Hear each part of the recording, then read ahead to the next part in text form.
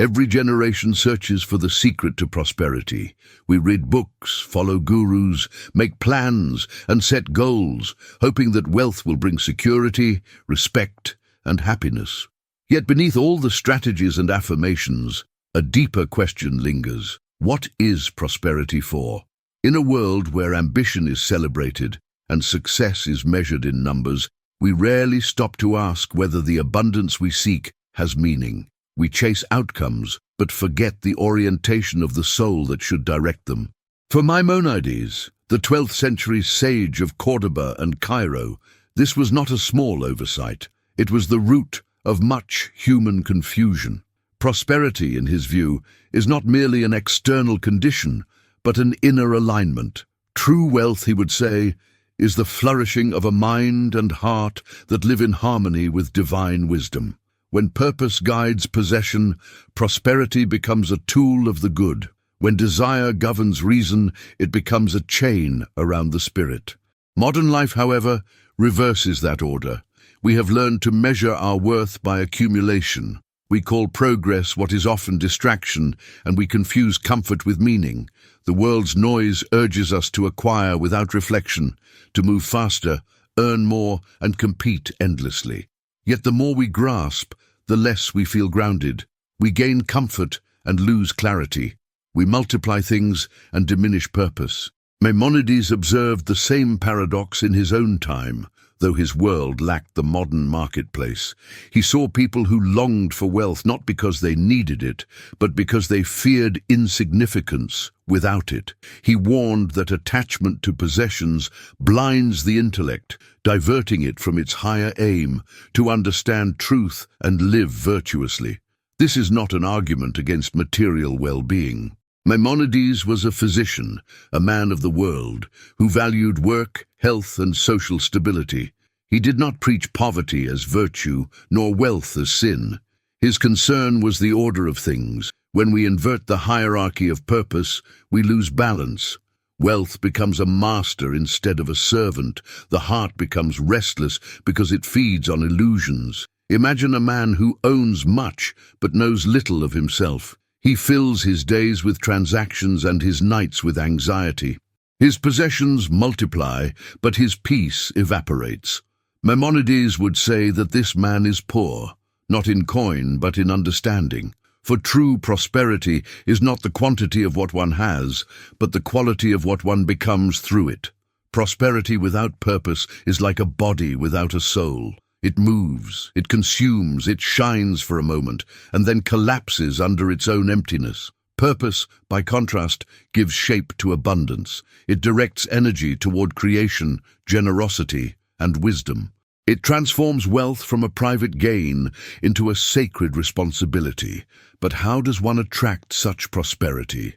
Prosperity that is rooted in purpose and not in greed. The answer, according to Maimônides, begins with a transformation of intention. Every action, he wrote, must be done for the sake of heaven, meaning in alignment with truth, justice, and the ultimate good. When one's inner motive aligns with the divine order, one becomes a vessel through which blessing flows naturally. This principle is not mystical in the superstitious sense. It is moral and rational. The universe, Maimônides taught, is governed by intelligible laws, physical, ethical, and spiritual. To act in harmony with those laws is to attract what is fitting to them. Just as a healthy body attracts vitality, a disciplined soul attracts divine favor.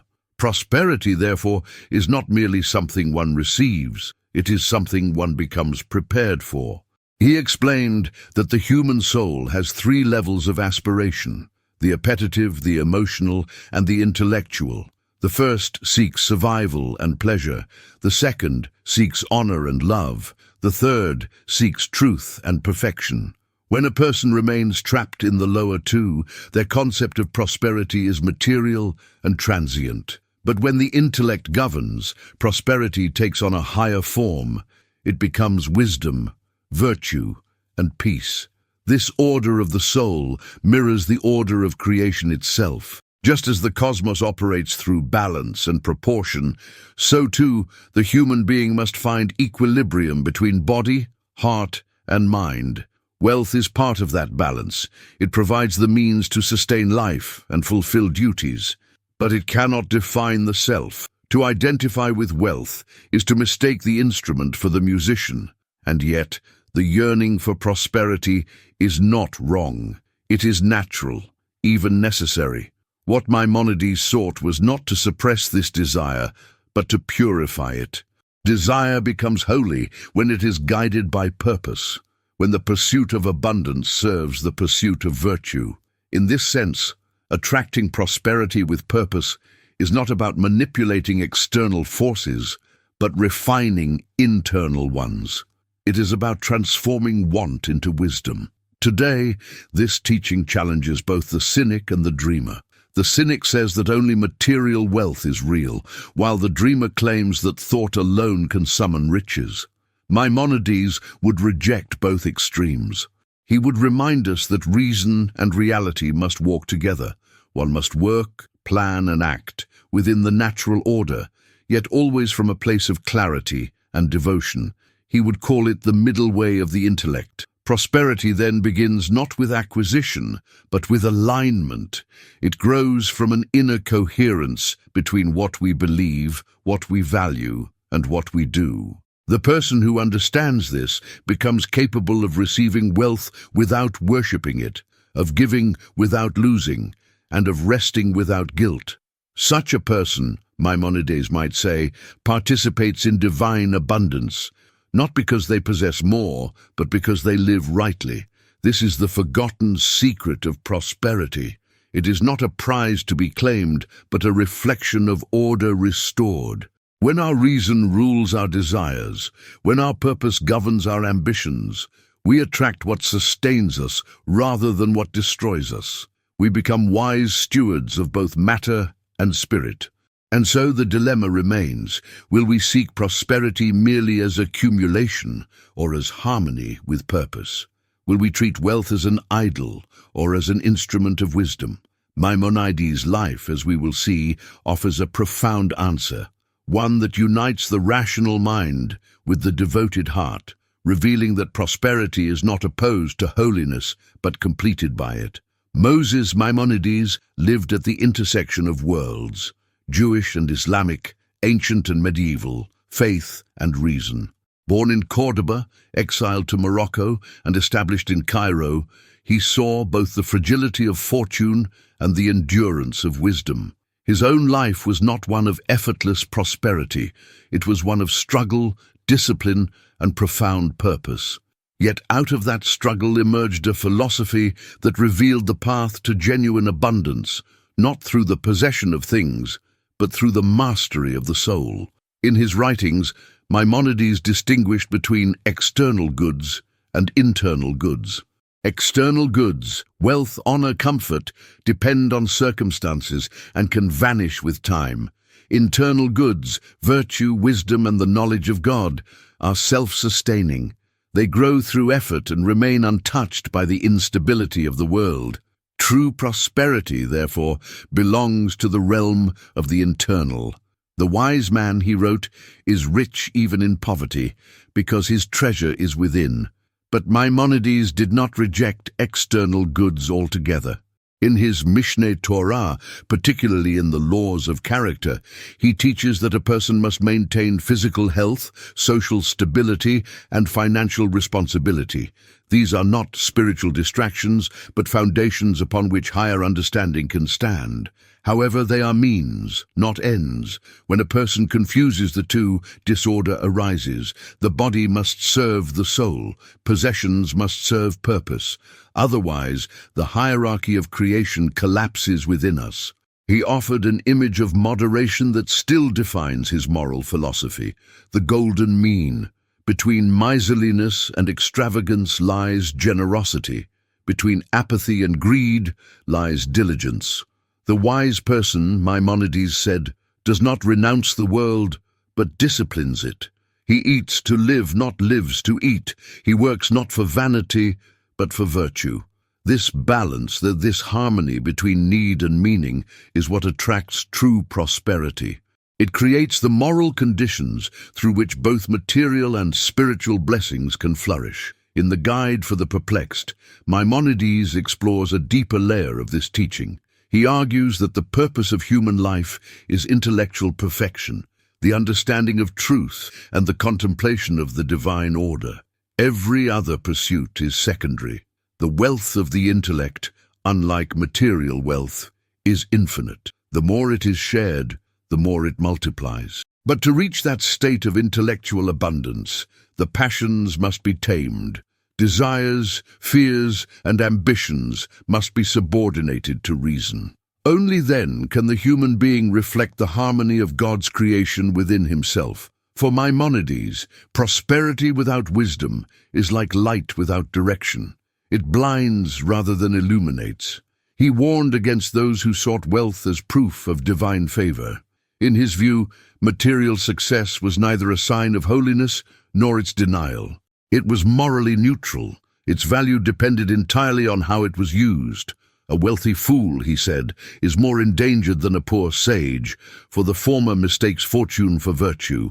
The truly prosperous man, by contrast, uses his resources to pursue knowledge, charity, and justice, the three pillars of Maimonidean ethics. His life embodied that ideal. As a physician in Cairo, Maimonides served both the poor and the royal court. He treated illness not as a curse, but as an imbalance, a deviation from nature's order. In healing bodies, he saw a reflection of the divine wisdom that governs all life. His medical writings reveal the same spirit that animates his theology. Health and prosperity arise from alignment with truth, from understanding and respecting the laws that sustain harmony. To live wisely is to live in tune with those laws, both physical and moral. The connection between purpose and prosperity was not merely ethical for Maimonides, it was metaphysical. He saw the universe as an ordered system, ruled by divine intelligence. Every being has its place and function. When a human being acts according to reason, the faculty that reflects divine intelligence, he enters into harmony with that order. From that harmony flows blessing. When he acts irrationally, governed by appetite or pride, he cuts himself off from it, inviting chaos instead of prosperity.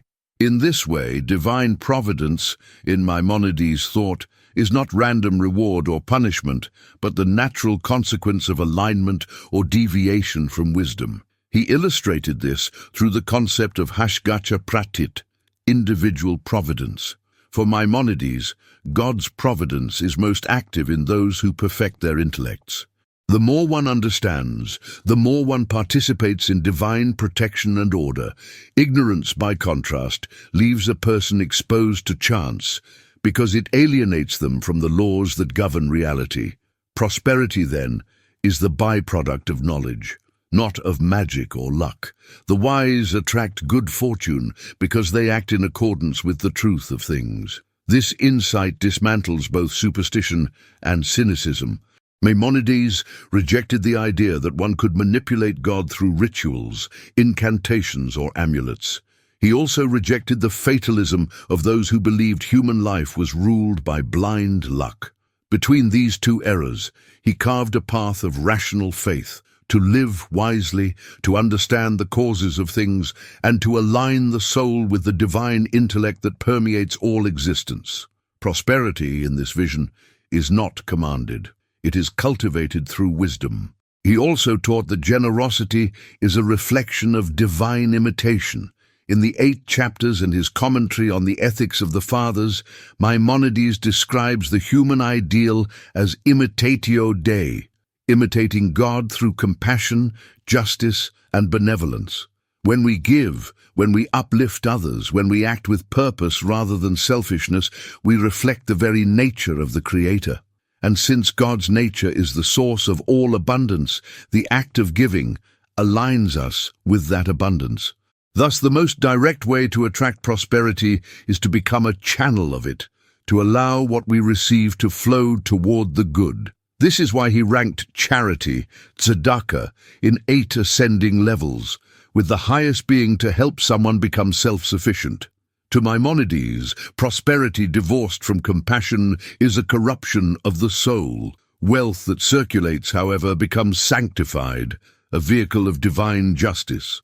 The truly prosperous man, therefore, is not one who accumulates endlessly, but one who transforms resources into righteousness. Maimônides also understood the psychological dimension of prosperity. He warned that excessive desire enslaves the mind. When a person's thoughts revolve around gain, their reason is clouded. They become anxious, restless, and unable to perceive truth. He wrote that tranquility of the soul is the natural reward of moderation. When a person limits their desires, they free their intellect for higher pursuits. This serenity, born of inner order, is itself the greatest form of prosperity. Behind all of this stands Maimônides' conviction that the divine will is rational and benevolent. God desires that human beings perfect themselves, not through passive faith but through active understanding. Prosperity is part of that perfection, but only when pursued as a means to virtue, not as an end in itself. To live with purpose is to live in partnership with the divine order. To pursue wealth without purpose is to rebel against it. Through his life and thought, Maimônides offers a vision of prosperity that transcends materialism without denying material reality.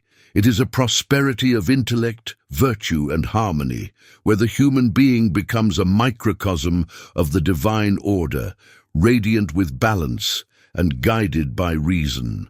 Such prosperity, once attained, cannot be lost by misfortune or diminished by time. It is the abundance of a soul aligned with its purpose. To understand how Maimônides united prosperity and purpose, we must first see how he understood the relationship between the human soul and the divine order. For him, creation was not random or chaotic. It was infused with wisdom, the reflection of God's intellect. Every element of the cosmos, from the motion of the stars to the rhythm of the human heart, reveals this rational harmony. And when a person aligns with that order, their life begins to reflect the same balance that sustains the universe. Prosperity, then, is not a reward bestowed by a capricious deity, but a natural consequence of spiritual alignment. When the intellect governs the passions, when reason guides emotion, when generosity tempers ambition, the human being mirrors the divine structure of creation. The abundance that follows is not forced, it flows. It is harmony made visible. Maimônides believed that the ultimate goal of life was to come to know God, not through imagination or sentiment, but through understanding.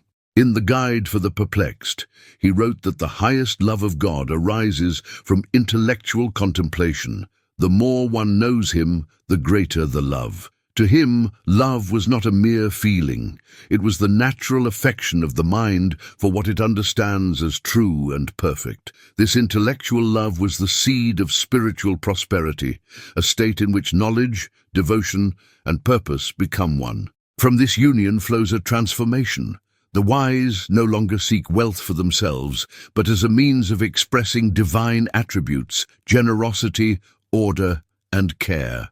Prosperity ceases to be an end and becomes a reflection of imitatio Dei, the imitation of God. Just as God gives freely, sustaining creation without expectation, so too should the prosperous give, sustain, and elevate life around them. In that act, they participate in divine abundance. This vision dissolves the opposition between material and spiritual life. For Maimônides, both realms are expressions of the same truth. Matter without spirit is empty. Spirit without matter is incomplete. The challenge is not to reject one, but to integrate both, to make the material serve the spiritual and the spiritual dignify the material. When one achieves this balance, life becomes a seamless act of worship. Every meal, every transaction, every act of generosity becomes part of the same devotion. Purpose sanctifies prosperity. He often described the process of human perfection as ascending a ladder. At the lower rungs are those who pursue pleasure and survival. Higher up are those who seek virtue and justice. At the summit are those who love wisdom for its own sake, who live not to gain, but to understand. Yet the wise do not despise the lower rungs. They integrate them. They eat and work, but with awareness. They give and build, but without attachment. Their prosperity becomes transparent, a medium through which divine purpose shines.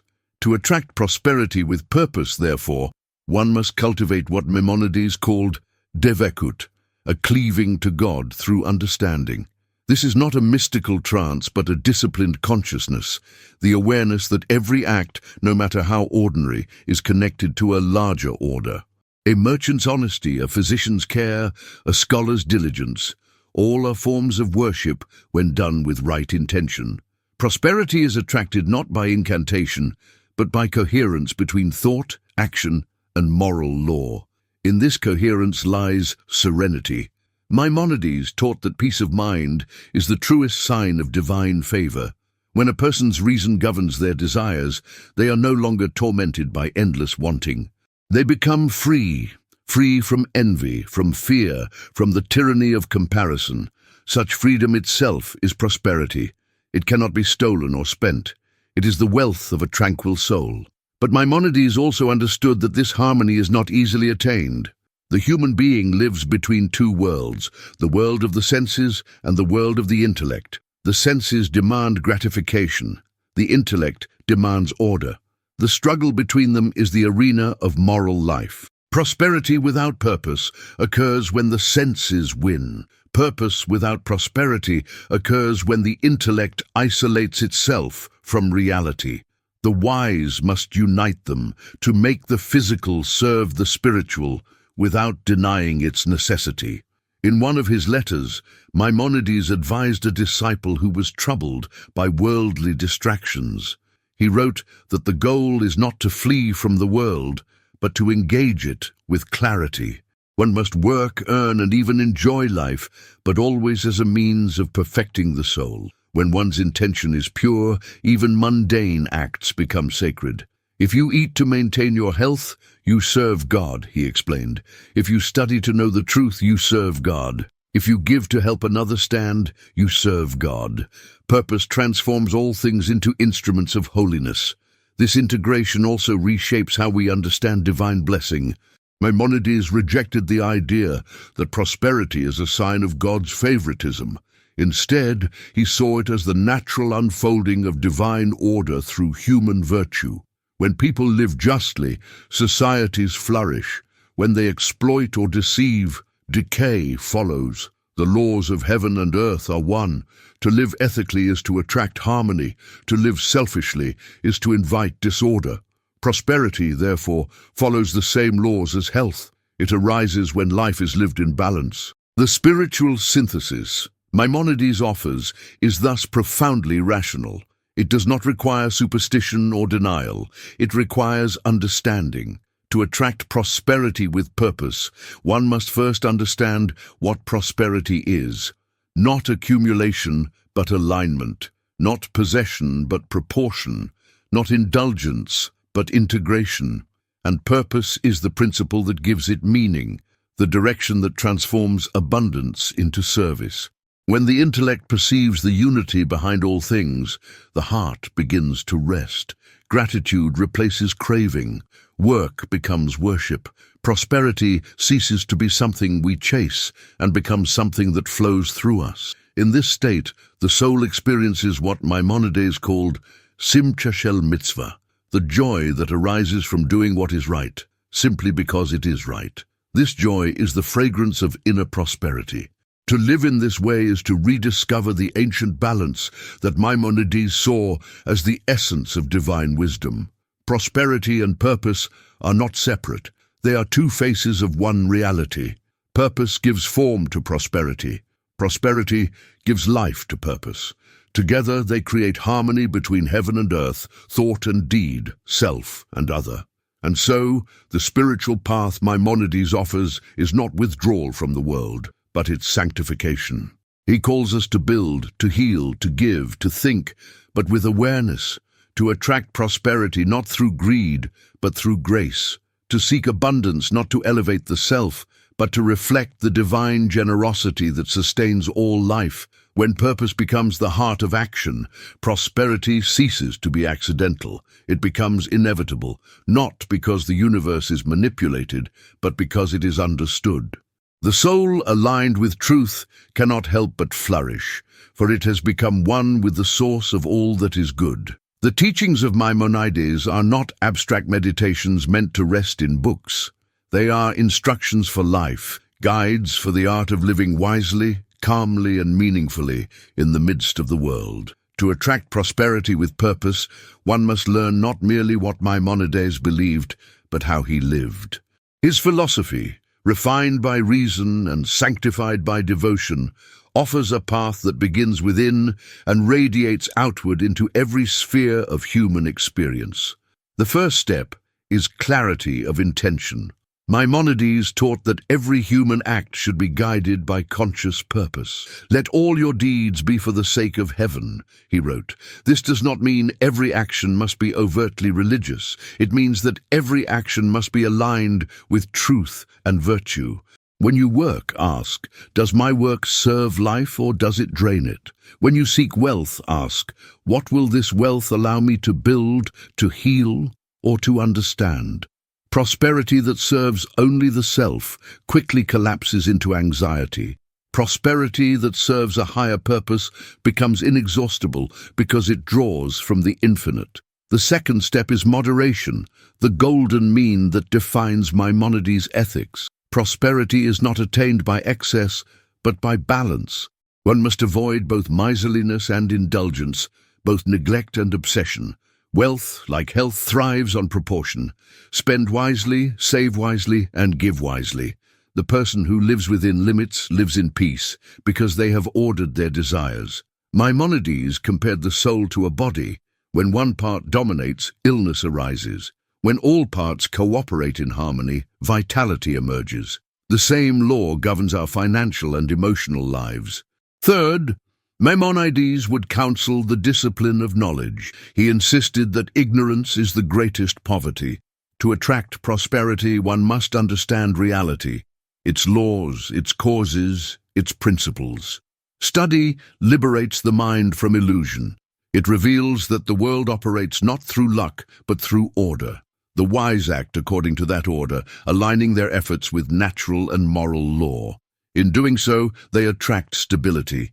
For Maimônides, learning was a spiritual act. Through understanding the structure of the world, one draws closer to the Creator who made it. Knowledge is therefore the highest investment, the one that continually yields peace, competence, and wisdom. The fourth principle is generosity. Prosperity that does not circulate decays. Wealth hoarded in fear diminishes both the owner and the world. Maimônides' 8 levels of charity culminate in the idea of empowerment, helping another to stand on their own feet. This is prosperity multiplied.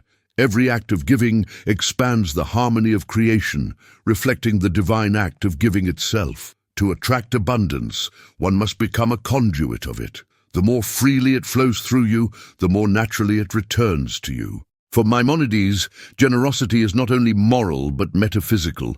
It aligns the soul with the creative energy that sustains all life. Next comes gratitude and humility. Prosperity without gratitude breeds arrogance. Purpose without humility becomes pride. Maimônides saw humility not as self-denial, but as clear vision, the recognition that every gift, every ability, and every success exists within a larger order. To live humbly is to live truthfully. It means to acknowledge dependence on God, on nature, and on others. Gratitude, in turn, opens the heart to contentment. The truly prosperous person is not the one who has everything, but the one who sees everything as a blessing. Gratitude transforms possession into peace. A sixth and essential practice is ethical consistency. Maimônides taught that divine favor rests upon those whose character mirrors justice. Dishonesty, greed, and exploitation sever the link between prosperity and purpose. Even if wealth results, it will corrode the soul. He wrote that a man is not truly wise until his heart and his mouth are one. This means that success without integrity is failure disguised. To attract enduring prosperity, one must act in a way that harmonizes with conscience. Integrity stabilizes life the way balance stabilizes the body. When your words and actions align, you attract trust, and trust is the foundation of all sustainable abundance. Maimônides also emphasized the care of the body as a moral duty. In his medical writings, he declared that health is not a luxury, but a precondition for wisdom. The mind cannot contemplate truth when the body is neglected. Proper nourishment, rest, and moderation in pleasure create the physical foundation for spiritual clarity. Prosperity, in his vision, includes the health of the whole being. The person who abuses their body in pursuit of gain loses both. The person who treats the body as a divine instrument transforms daily living into devotion. He urged as well emotional balance, the mastery of anger, envy, and despair. Emotions, he wrote, are like winds. When guided by reason, they move the soul forward. When uncontrolled, they destroy it. Prosperity that feeds emotional chaos is self-defeating. The calm mind sees opportunity clearly. The restless mind squanders it. To attract prosperity, cultivate serenity. Learn to pause before reacting, to choose patience over haste, reflection over impulse. Maimônides' wise man is not cold. He is composed. He lives from understanding, not from agitation. A ninth principle flows naturally from these: devotion through daily life. Maimônides did not separate spiritual life from ordinary activity. He taught that one can serve God in the kitchen, in the market, or at the desk, if one's intention is pure. This teaching transforms the mundane into the sacred. Work becomes worship when performed with awareness and honesty. Prosperity, then, is not something outside daily life. It is the sanctification of daily life itself. When you treat each act as an offering of excellence, the quality of your life rises, and so do its fruits. Finally, Maimônides calls for reflection, the continual examination of one's motives and direction. Prosperity with purpose requires constant adjustment, like a sailor steering by the stars. Each day invites the question, am I living in harmony with truth? Are my choices aligned with reason, compassion, and justice? Without reflection, prosperity blinds. With reflection, it enlightens. The wise examine themselves not to condemn, but to correct, not to regret, but to refine. Through this humility of self-knowledge, they stay aligned with the source of blessing. When all these principles unite, intention, moderation, knowledge, generosity, gratitude, integrity, health, emotional balance, devotion, and reflection, prosperity ceases to be accidental. It becomes natural, even inevitable. It flows from the order that Maimônides saw at the heart of creation, an order of justice, compassion, and understanding. The person who lives according to that order participates in it. They do not need to chase prosperity. They become prosperity. In the end, the Maimonidean path to abundance is not about acquiring more, but about becoming more conscious, more balanced, more compassionate, more attuned to the divine rhythm that governs the world. To attract prosperity with purpose is to live in harmony with that rhythm, to let every action echo the wisdom that sustains life itself. When the heart acts through reason, when work serves virtue, when wealth becomes service, and when knowledge becomes gratitude, then prosperity is not distant. It surrounds us. It flows quietly through every good deed, every honest word, every act of care. It becomes the melody of a life lived with intention, and perhaps this is what Maimônides would have us remember, that the ultimate prosperity is the peace of a well-ordered soul, a peace that no loss can disturb, no chaos can undo. For such peace is the reflection of divine wisdom within us, the true wealth of the human spirit.